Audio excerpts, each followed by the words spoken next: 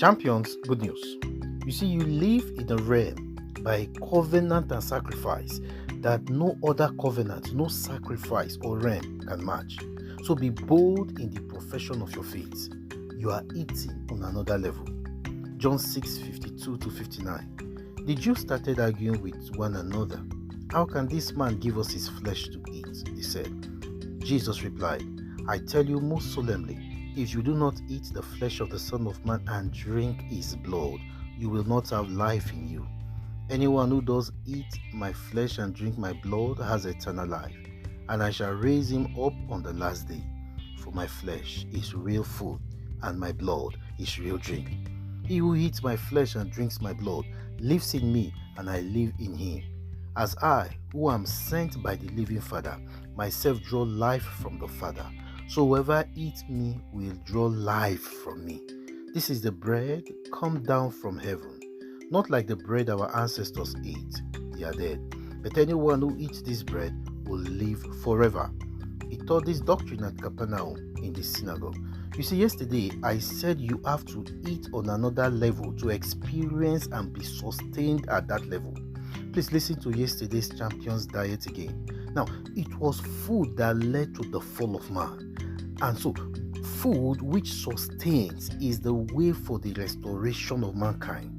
By food, mankind broke rank and faith with God. But in Jesus, eating as the bread of life, man enters into the covenant of oneness and is restored into life, the life of God by covenant.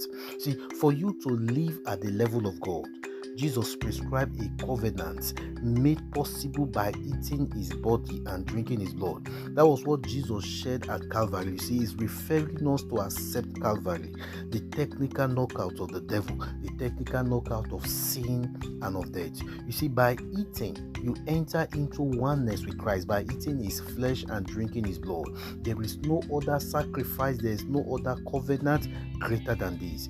He in you and you in him, made possible by you eating his flesh and drinking his blood.